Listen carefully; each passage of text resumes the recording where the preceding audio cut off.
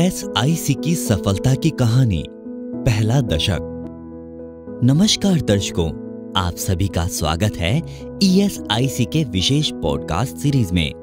श्रमिक किसी भी देश के विकास में सबसे अहम भूमिका निभाते हैं, इसलिए तो कहा जाता है श्रमिकों का होगा कल्याण, तभी तो देश बनेगा महान। ईएसआईसी एक संगठन के रूप में भारत के कामगारों का सबसे भरोसेमंद साथी बनकर उभरा है।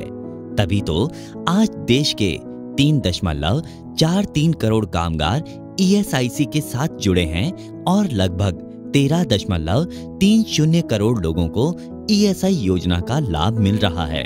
चलिए हम जानते हैं ईएसआईसी के स्थापना एवं पहले दशक में लिए गए फैसलों के बारे में।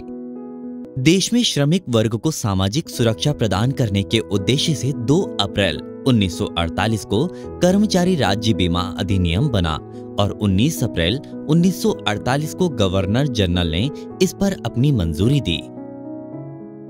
दिनांक 24 फरवरी 1952, स्थान कानपुर, उत्तर प्रदेश।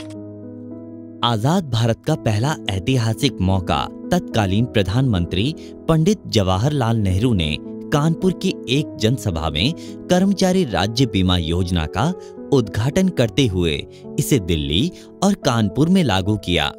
ईएसआई योजना के प्रथम मानद बीमाकृत व्यक्ति स्वयं प्रथम प्रधानमंत्री जवाहरलाल नेहरू थे। स्थापना के पहले वर्ष में ईएसआईसी औषधालयों में लगभग 6 लाख लोगों की उपस्थिति दर्ज की गई। इस सफलता को देखते हुए ईएसआई योजना का लाभ अधिकाधिक लोगों तक पहुंचाने हेतु स्थापना के पहले दशक में कई महत्वपूर्ण कदम उठाए गए। 1 दिसंबर 1952 को आयोजित निगम की 5वीं बैठक में नियुक्तियों, कर्मचारियों तथा राज्य सरकार व प्रतिनिधियों को क्षेत्रीय स्तर पर इस योजना के साथ सक्रिय रूप से जोड़ने के लिए कार्यों को बांटने का निर्णय लिया गया।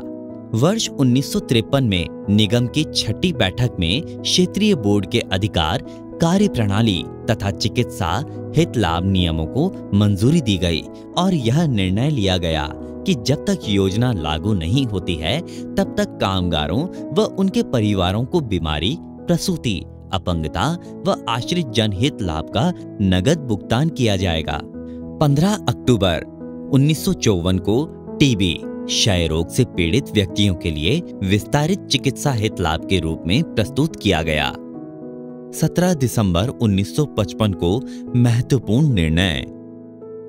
दिसंबर 1955 में पहली बार विशेषज्ञों द्वारा परामर्श एवं उपचार, लेबोरेटरी, पैथोलॉजिकल, एक्सरे और अन्य जांच परीक्षण का प्रस्ताव रखा गया।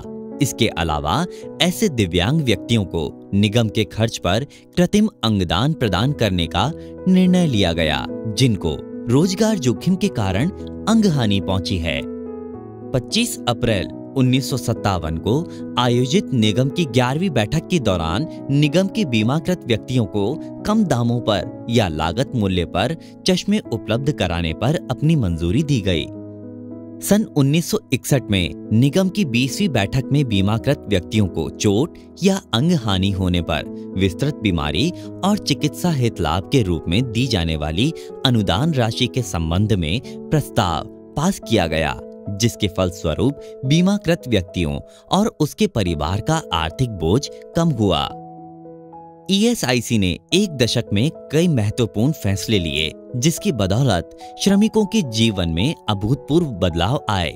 ईएसआईसी की सफलता की कहानी के अगले भाग में हम जानेंगे कि निगम के किन फैसलों ने ईएसआईसी की स्थापना के दूसरे दशक को ऐतिहासिक बना दिया। ऐसे कौन से निर्णय किए गए जिसने ईएसआईसी को एक विश्वसनीय एवं लोकप्रिय संगठन के रूप में स्थापित किया। ईएसआईसी से जुड़ी महत्वपूर्ण जानकारियों एवं ऐतिहासिक तथ्यों से भरपूर कहानियों को जानने के लिए हमारे चैनल को सब्सक्राइब करें और नोटिफिकेशन चालू करें।